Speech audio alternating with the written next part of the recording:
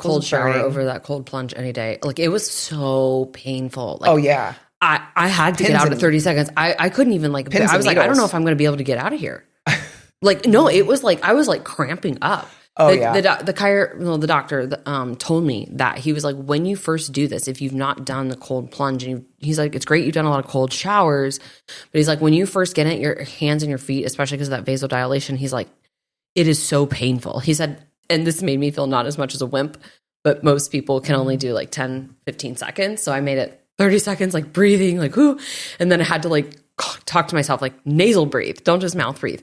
But let's call him a boy because he's not a man yet. The gentleman, the boy who set me up. He's like, everything's ready for you. I was like, okay, cool. He's like, my boss recommends a 10-minute hot shower, 5 minutes in the cold plunge, 15 minutes in the sauna, and a 10-minute cold shower. I just looked at him and I'm like, 5 minutes in the cold plunge for the first time. I think that your boss needs to train you on this. Oh my gosh. I left and I was like, by the way, you're gonna have someone going into cardiac arrest in there? No one is making it 5 minutes in there. And I don't think you're supposed to. Like, the doctor said 1 to 3 minutes, and he's like, you work up to that. Yes. But then the sauna wasn't working, so it made it worse. That's worse. I want my vision for myself and my family is to move somewhere warm, and I will have a cold plunge outside. Like Vince has on his patio. I mean, like, listen, Vince, okay, if I had a cold plunge on my Florida patio looking out onto the ocean, yeah, I'd be cool. I'd be cool with the cold plunge more often. I'm in Chicago when the winter is negative 15 and I'm getting into a cold plunge or a cold shower. I don't heat up the rest of the day. It's just constant. My feet. And so when I do cold plunges, a lot of times I don't put my hands in. I'll do like, I'll hold my hands next to my face and kind of like get my arms in and get up to my chest in. But that's when we did cold. Oh, yeah. No, I was like all Oh, yeah. This. When we do cold baths in college, they have the footies for you because like it can be really bad on toes and like extremities where blood flow doesn't get to as much. If it wasn't that, I could have stayed in. Yeah. So I'm definitely wanting to get the cold plunge big bath, which my husband yells at me all the time. He's like, Becca, you will not clean it. And I'm like, okay, that's why I'll I need get a one really of the nice self-cleaning ones so that I don't have to worry about cleaning it. This is hilarious. So I was talking to Nick this weekend and we were watching a show around like homesteading and, you know what we watched? Back in Action. Okay. The Jamie Foxx, Cameron Diaz movie. And they were like spies. And so afterward I was like, we would be good spies. And I was like, no, I wouldn't. I'm afraid of everything. But I was telling him, like, thinking in the process of, I want to be able to defend and provide for my family, right? And I was like, you know what? I want to start a vegetable garden in the back. And he goes, you have a better possibility of becoming a spy. And I was like, asshole. And I was like, no, I mean, like a small section, because then I only have to take care of a small section. He's like, Becca, you know that you have to like weed it and water it and all these things. And I was like, yeah, but I feel like I can do that for a small section of the lawn versus the entire lawn. And he was just like, get planters like I have, because I feel like you guys will end up in a major argument because her husband also is all about the lawn. Yes. He spends a lot of time out there. He was like, I mean, Becca, don't get me wrong. I would love for you to create a vegetable garden. I just don't think you're going to do it properly. And I was like, well, then you're going to take it over because you're going to get mad at me for not doing it right. And then you're basically going to own it. And he was like, exactly. So like, why are you even considering this? So the other day, Marcus came home from school. If you guys are new to the podcast, Liz does not have a green thumb. I killed a cactus because I just forgot about it and just never watered it.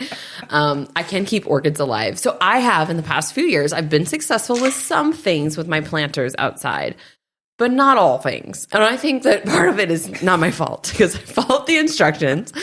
Anyways, Marcus comes home from school and I was like, what did you guys do today? You know, and he said something about they were planting peas or something. And I was like, great. He's like, we got the option to keep it at school or bring it home. I was like, you should definitely keep that at school. Definitely keep that at school. Miss Kelly is going to help you and teach you. And then you can help me this summer. He's like, yeah, when do we get to plant the planters out there? And I'm like, in like a month or two, you know, maybe they'll just like let this be his project and let him own it this year. Cause he did like water and everything last year.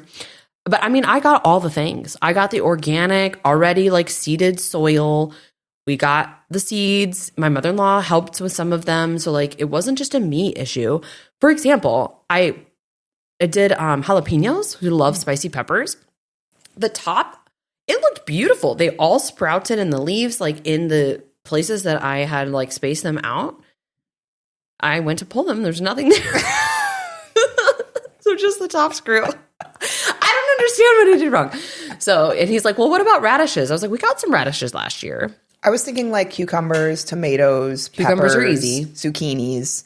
Love zucchinis. I eat zucchinis every week. So like the thought is there and I need to Google it because no idea where to start. It probably won't happen. Let's be honest. And I want to do it. But my husband was very discouraging. From experience, I cannot blame him. It's fine. So we literally, welcome to the show. We went from talking about cold therapy and hands and feet being freezing to having our own garden and the fact that may or may not work. I'm good at some things. Gardening is not one of them. Nor do I care to be good at taking care of our lawn. My husband does that and he enjoys doing that. I will be inside the house cooking. That is totally okay with me. I also do not enjoy cleaning. We hired a cleaning person, which we need to fire because they do not do a good job. We need to find a new one. People, just do your job right. Just do your job. Oh, like, yeah. I don't know. That's what I'm telling you. It's really, I don't know. And just for all of you guys listening, like, please message me on Instagram. I want to know, like, are we crazy? Or have you guys been having harder times, like, finding people that do good work? They follow through with their commitments. Like, if you tell me that you're going to do something, then just do it. And I have the belief, and we talk about this with our practitioners, like, under promise and over deliver. Like, if you say you're going to get them something, get it to them.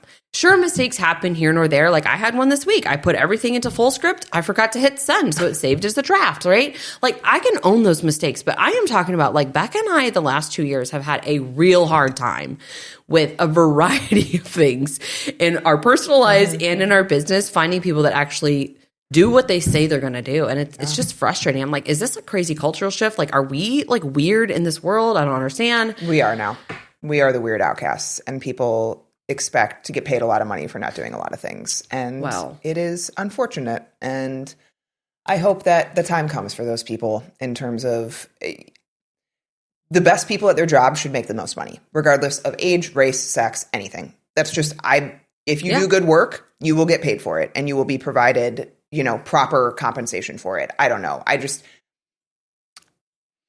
realize that, yes, females are probably underrepresented in the workplace. Get that. Still needs to improve, but doesn't take away from the fact that, like, you still need to do a really fucking good job. Yeah.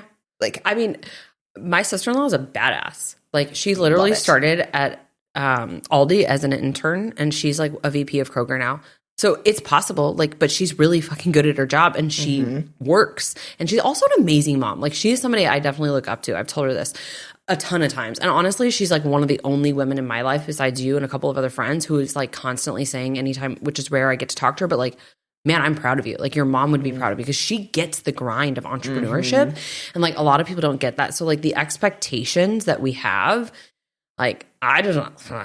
People need to level up. Let's just put it that way. So speaking of leveling up, we need our doctors to level up. We need our doctors to help y'all out if you are going on birth control, to give you informed consent. We might get it soon. But what we actually want to talk about today is coming off birth control and how to do it the right way.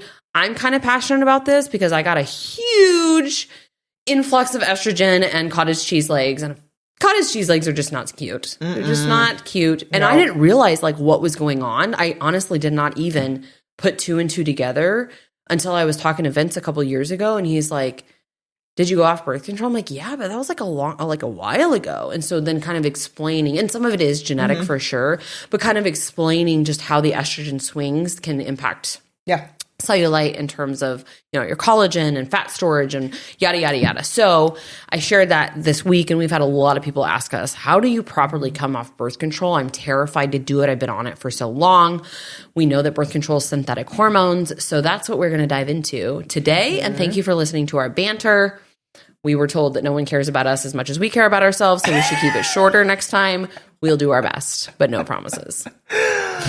Oh my goodness. Okay, so here's the thing. When you are on birth control, you shut down communication, right? You shut down communication from the brain to the ovaries. And there are different types of birth control. Different types may warrant different procedures or processes coming off of birth control. We're going to talk kind of generally around this because obviously everyone is individual.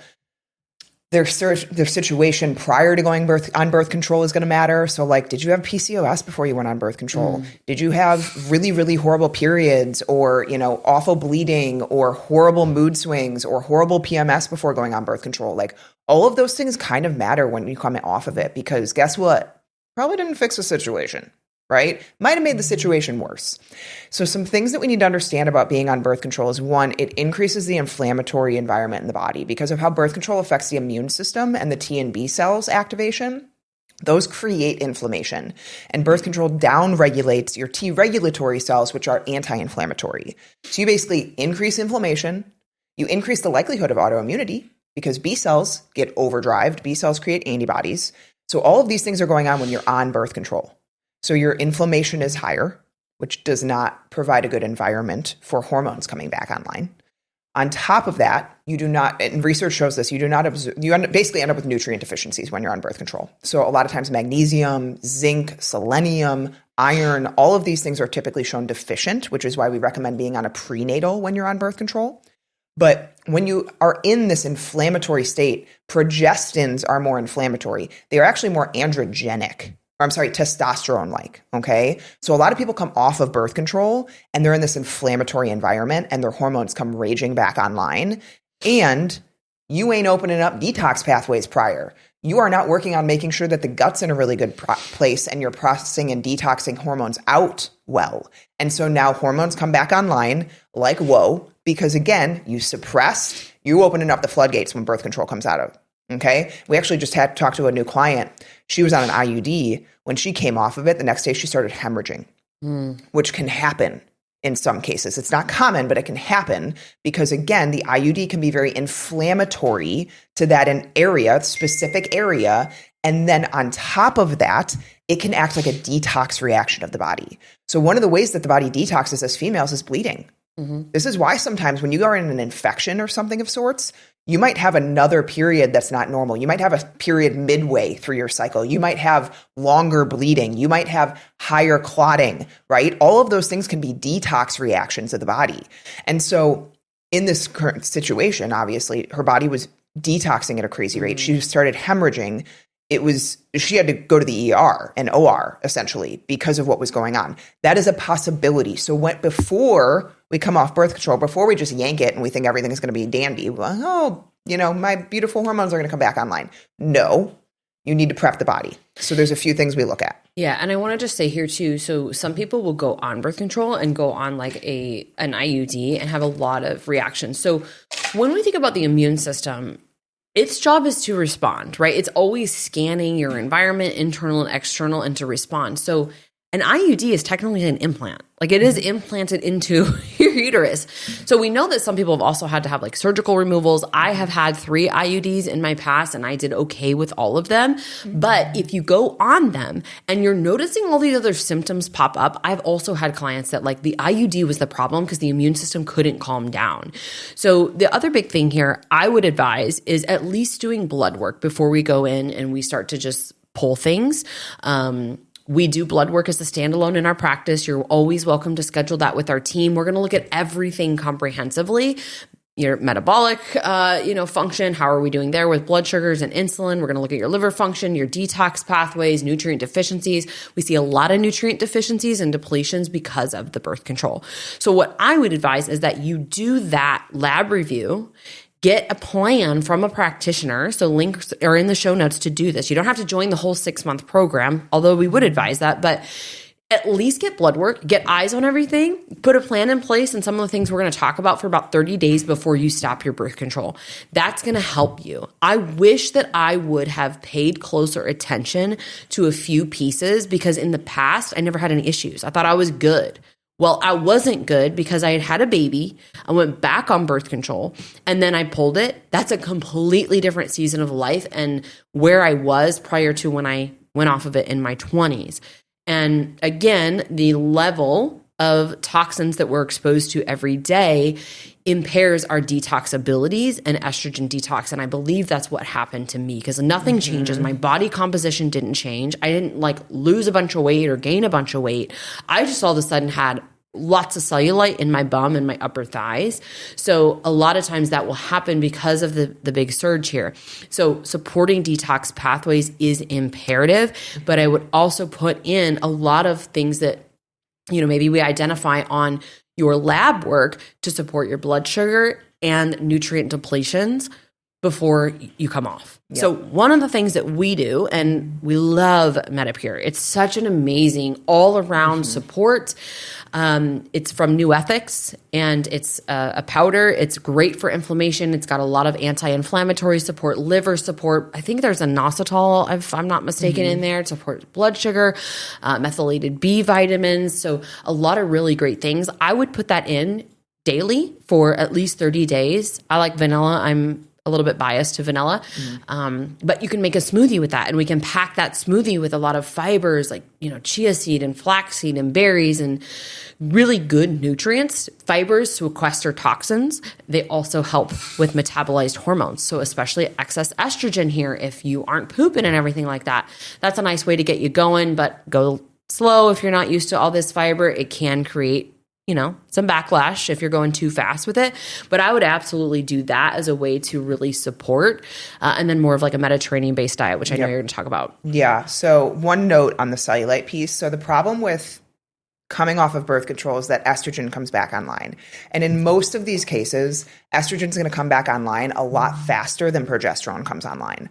And so in turn, you are going to be estrogen dominant. So the problem with estrogen and cellulite is that estrogen destroys collagen fibers. Excess estrogen destroys collagen fibers and elastin. So it holds your fat in place, guys. So like a female's collagen setup is kind of like a fence. If that breaks down, fat's going to push through a lot easier, and that gives you that dimpled look. Men's is like this, like all intertwined. It's, if you are watching on a video, my fingers are like all intertwined.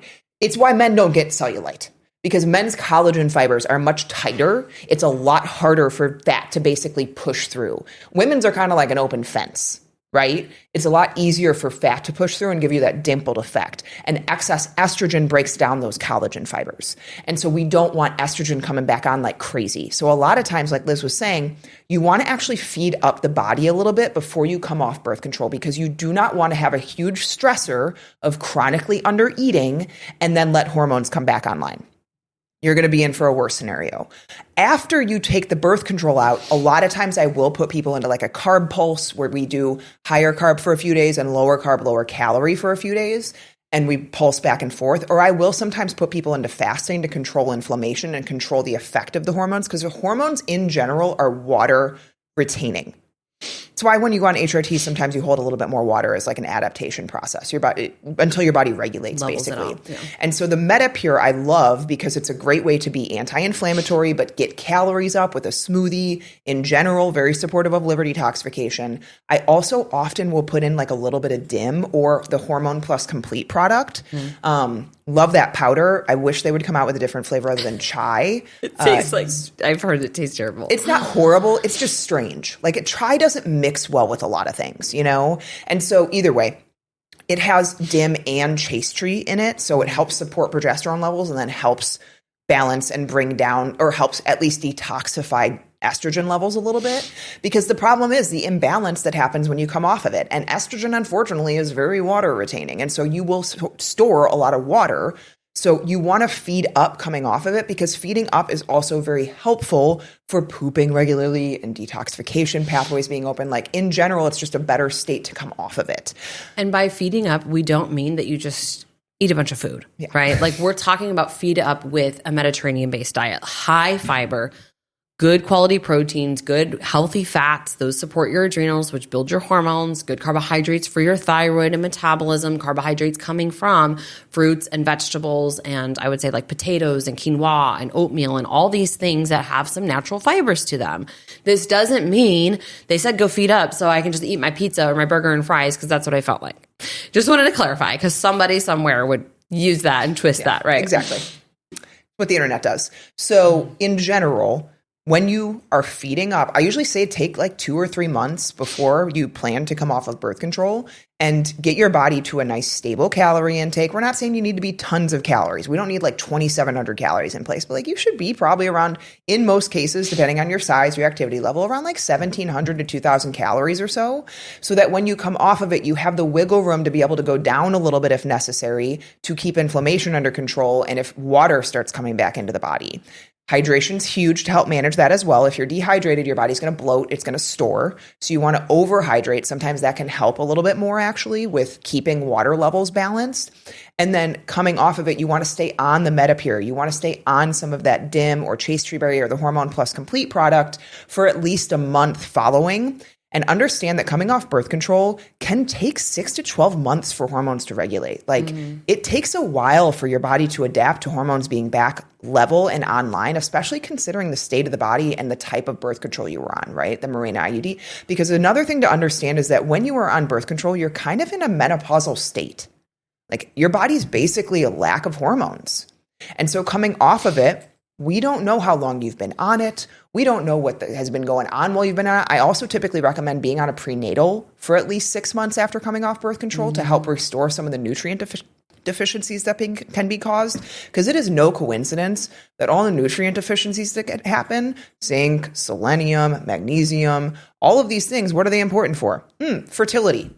So birth control is this huge science experiment on the female population that like we are, I think, just now scratching the surface of all the damage that it is causing in terms of our fertility, our hormonal balancing, our metabolic health, our inflammatory levels. Like, I don't think it's great. I saw a statistic the other day that said being on birth control increases your risk of hypothyroidism by 278%.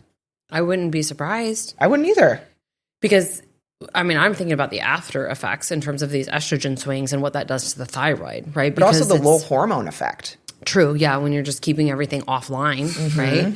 And then again, all the nutrient depletion. So if you are on birth control, I would say take a prenatal while you're on birth control to help with some of those things. And then I think electrolytes and staying hydrated and all of that stuff to really help your body flush things out and keep things moving when you're, coming off of it. And listen, some people don't have any issues symptomatically, all right? These things are still happening cellularly. Like the underlying mechanisms still happen, whether or not you become super symptomatic. So like, I'll just give myself an example. I shared this yesterday. I had a lot of stuff come back on my GI map and other testing that I had done in the past. I wasn't super symptomatic. I was just an inflamed disaster and I couldn't drop the weight. And this was like after we had done 75 hard, all the things. I think about coming off birth control. I didn't have any crazy periods. I didn't have the hemorrhaging or clotting. I didn't have crazy mood swings that I think of anyways. My husband might beg to differ. I didn't have some of those like telltale, like we call this post birth control syndrome. A lot of those things I didn't have. And I didn't correlate the cottage cheese legs until later on. And I was like, oh, that's probably what happened and set this cascade off. So just because there's not these like glaring PMS symptoms or ovulation symptoms when you get your period back, doesn't mean that those cellular nutrient deficiencies aren't happening. The inflammation's not happening, right? All the other things under the hood aren't happening. And so I would do this even if you've come off birth control before and you've not had any issues. And please take it from experience. I've had 3 Mirenas. The last one that I had, and this is why I'm not going back on it, is when all this stuff happened. And again, if you have daughters, help them, right? Their hormonal acne isn't a birth control deficiency. I had horrible hormonal acne. I was using that proactive stuff that was so harsh on my skin. I was doing all these different things to really try. I had bumps on my arms. Like a lot of that is deficiencies and poor detoxification before you give it to her. If it's not for pregnancy prevention, right? Because I understand a lot of people are like, well, I'd rather prevent a pregnancy. That's on you and that's your family's choice. And I respect that. But if it's just because we're having like acne and other things, please address the diet, please address the gut microbiome, support the liver, detoxification pathways, all of the things that we can do. And then if there are still issues going on, okay, we support the hormonal birth control. Sometimes it is warranted, especially in cases of PCOS, endometriosis, right? There are certain situations that we would absolutely say like, this is a tool. We have it. It's not, our favorite, but we're going to utilize it. And then we'll also try to compensate. So just a lot of things that I think people, again, don't talk about with their doctors. They don't talk about all of the things that can happen when you're going on birth control. This informed consent. We've had a ton of episodes on birth control, on different types of birth control. We've had doctors talk about it on the podcast. We've done several of our own, a series we did several years back. Go back and listen to those things. Inform yourself before you go on this. But if you are on it and you want to come off because you realize that it's not serving you and it's not doing your body any good, please implement these things. And if you want to do a lab review with our team, you want to get a strategy in place that, then you run and implement on your own, you can always do that standalone blood work package. So just click the link in the show notes. You can schedule a quick 15-minute call with our team, talk about what you want, how we can help, and we can get you set up.